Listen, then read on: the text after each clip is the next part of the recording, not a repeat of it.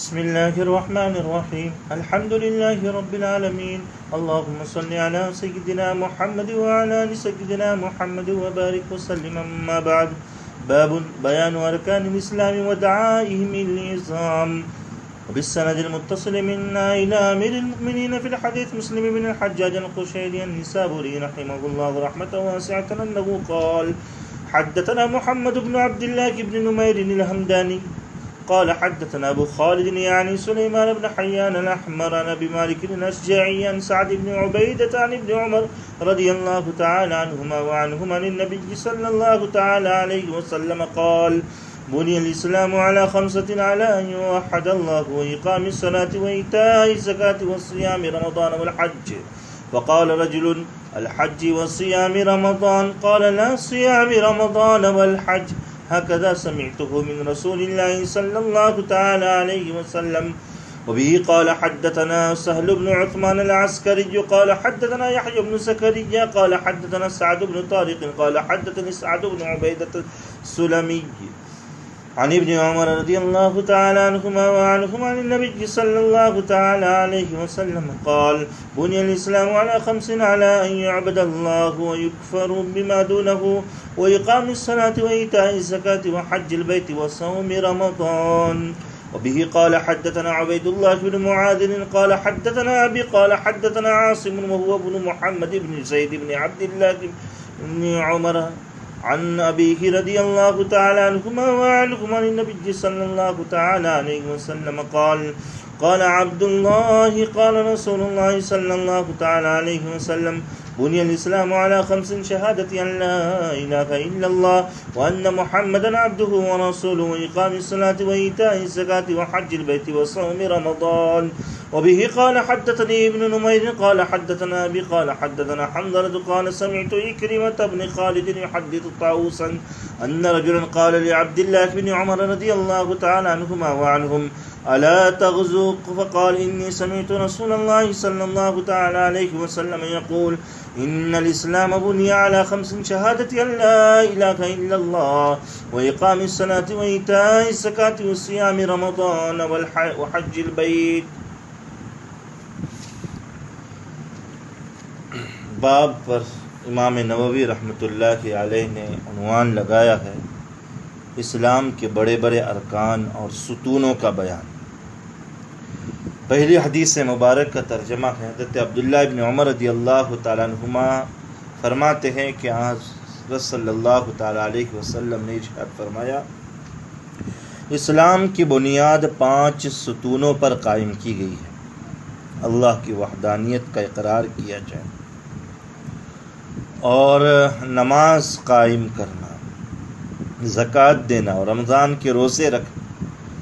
کسی نے کہا حج اور صوم رمضان، تو اس پر حضرت عبداللہ ابن عمر رضی اللہ تعالیٰ عنہ نے فرمایا کہ نہیں، بلکہ صوم رمضان پہلے اور حج. اسی طرح میں نے رسول اللہ صلی اللہ تعالیٰ علیہ وسلم سے سنا ہے. دیکھیں، اس باب میں ان احادیث کو لانے کا یہ مقصد ہے کہ حضور پاک صلی اللہ تعالیٰ علیہ وسلم نے اسلام کو ایک مکان کے ساتھ تشبیہ دی ہے اور ارکان اسلام کو ان کا ستون، پلر قرار دیا ہے. ستون قرار، جس طرح ستون کے بغیر مکان باقی نہیں رہ سکتا، اسی طریقے سے ارکان اسلام کے بغیر اسلام باقی نہیں رہ سکتا. یہ تشبیہ بہت ہی بہترین تشبیہ ہے، جس سے اسلام اور ارکان اسلام کا جو باہمی تعلق ہے وہ تعلق بہت ہی اچھے طریقے سے واضح ہو جاتا ہے. اللہ تعالیٰ بھی جو چیزیں مثالوں کے ساتھ سمجھانا ضروری ہے، قرآن کریم میں مثالوں کے ساتھ سمجھاتے، وہی سنت انبیاء کرام علیہم الصلاۃ والسلام کی ہے کہ وہ بھی مثالوں کے ساتھ چیزوں کو سمجھانے کی پوری جو ہے کوشش کرتے ہیں، پوری کوشش کرتے ہیں. دیکھیں، یہاں پر یوحد اللہ کا تذکرہ ہے.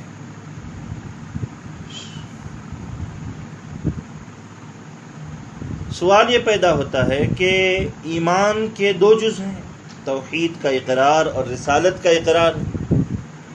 لا الہ الا اللہ اور محمد الرسول اللہ، مگر اس روایت میں صرف ایک جز کا تذکرہ ہے، دوسرے جز کا ذکر نہیں ہے، جبکہ دونوں آپس میں لازم ملزوم کی نسبت رکھتے ہیں۔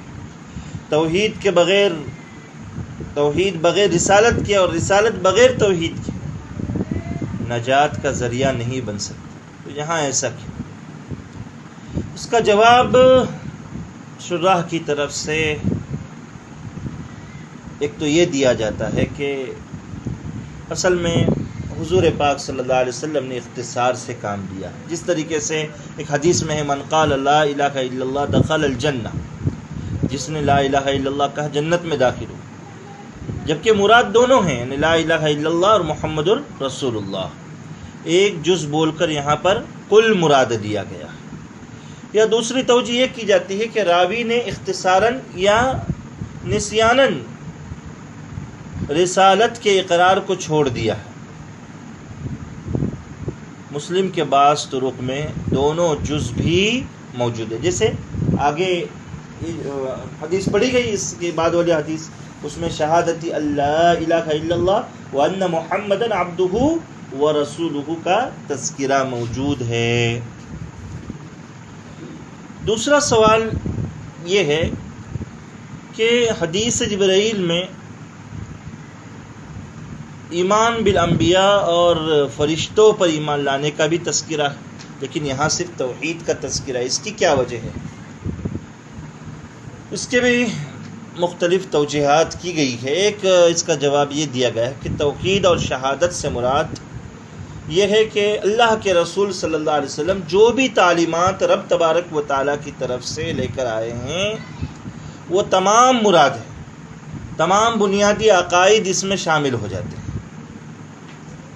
اس میں جو ہے تمام بنیادی عقائد توحید اور شہادت میں شامل ہو جاتے ہیں۔ تو یہ اصل بنیادی چیز ہے۔